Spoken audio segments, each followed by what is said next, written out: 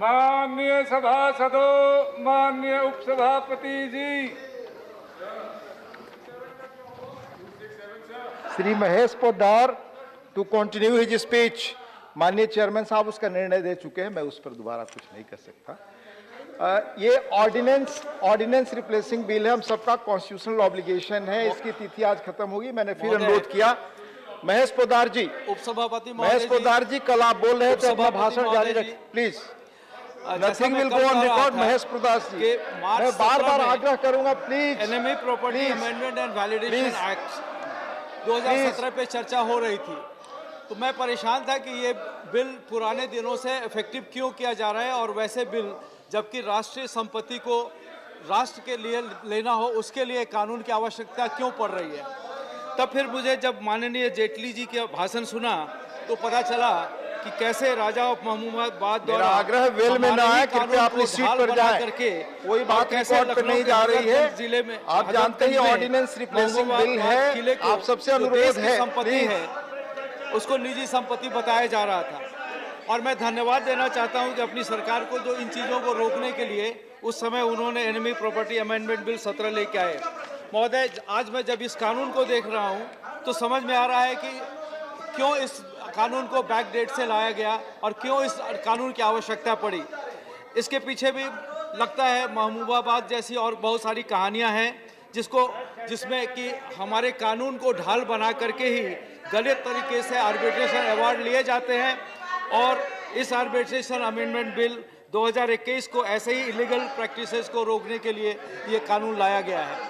महोदय, enemy property amendment bill 2017 की तरह जब इस बिल और संशोधन के प्रस्ताव को मैं देखता हूं तो मन में एक प्रश्न कौंधता है कि ऐसे बिल की ऐसे संशोधन की आवश्यकता क्यों पड़ी, विशेषकर आनंद फानंद में ऑर्डिनेंस लाने की आवश्यकता क्यों पड़ी।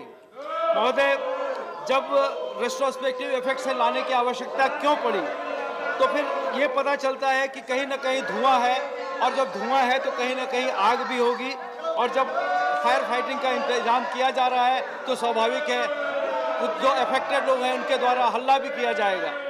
महोदय, लेकिन मैं ये पूछना चाहता हूँ कि भाई ये आग कहाँ लगी है, किसने ये आग लगाई है, किसने ये धोखाधड़ियाँ की है जिसके कारण ये कानून बनाना पड़ा है।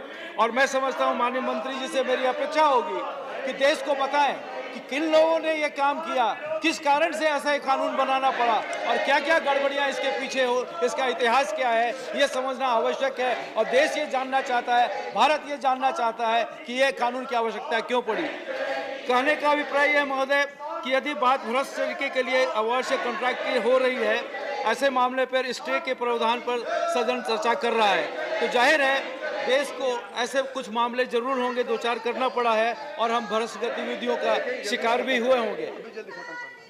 महोदय, मेरी आशंका निर्मूल नहीं है।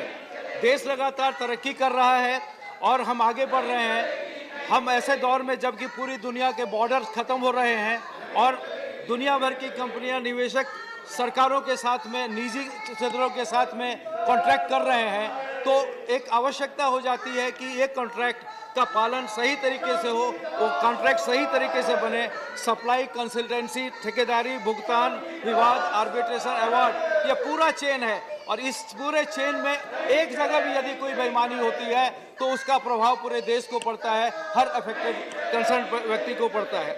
महोदय, करदाता और अल्टीमेटली सरफरार यहाँ की पब्लिक होती है, करदाता होता है, उन्हें पता भी नहीं चलता है कि उनकी गाड़ी कमाई पर डाका पड़ गया।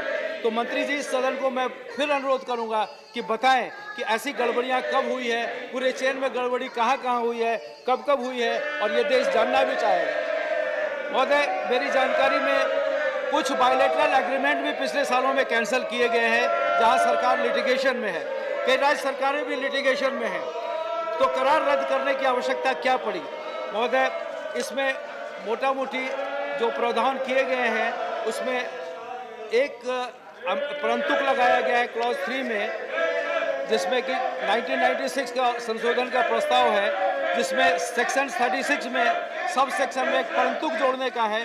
यदि किसी कारण से बेईमानी से भी अगर कोई भी प्रथम दृष्टया प्राइमा फेसी कहीं न कहीं गड़बड़ की आशंका है तो कोर्ट उस अवार्ड को स्टे कर देगा। महोदय, आज हम सब जानते हैं, जो लोग भी व्यापार में संबंधित हैं, कि बहुत सारी गड़बड़ियां होती है और अगर वो अवार्ड गलत तरीके से लिया जाता है, दिया जाता है, तो उसके बाद में उसको स्टे कराने के लिए सेक्शन 34 में जब हम कोर्ट में जाते हैं तो वर्षों लग जाते हैं। इस बीच में वो अवार्ड को इम्प्लीमेंट करने के लिए पूरी कोशिश की जाती है। ये एक अन्याय है और मैं समझता हूँ इस कानून के द्वारा ये अन्याय कैंसिल होगा। महोदय, दूसरा जो प्रावधान किया गया है, इसमें जो सेक्शन 8 था पुराना, उसमें एक लिस्ट थी कि यही लोग आर्बिट्रेटर बनेंगे, उस लिस्ट को हटा दिया गया। क्यों? इसलिए कि जब हम देख रहे हैं कि भारत को एक मध्यस्थता केंद्र का वैश्विक केंद्र बनाना है, तो हमें उसका विस्तार करना पड़ेगा और लोगों को करने पड़ेंगे। और तीसरा कि आर्बिट्रेशन कौन लोग कर सकेंगे, उसके लिए सक्षम व्यक्ति कौन होंगे, उसके लिए सरकार ने बहुत बड़ा निर्णय लिया है कि वो अपने हाथ में निर्णय नहीं रखा है, न किसी कोर्ट को दिया, बल्कि आर्बिट्रेशन काउंसिल ऑफ इंडिया को ये सारे अधिकार दिए गए हैं, जिसके कारण से बहुत जो पूरे विश्व के विद्वान लोग हैं, तो वो लोग इस आर्बिट्रेटर बनने के लायक हो जाएंगे।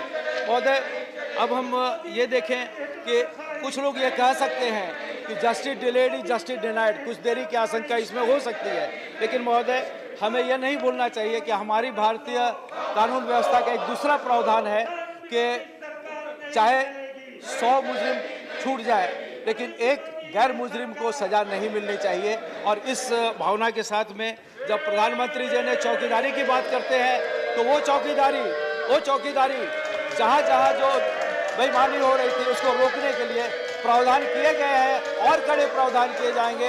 मैं इस बिल का पूरी तरह समर्थन करता हूं और स्वागत करता हूं और हाउस से भी अनुरोध करूंगा कि इस तरह के प्रावधानों का स्वागत करें। धन्यवाद महोदय। डॉक्टर अमर पटनायक, आपकी बात ही रिकॉर्ड पे जाएगी।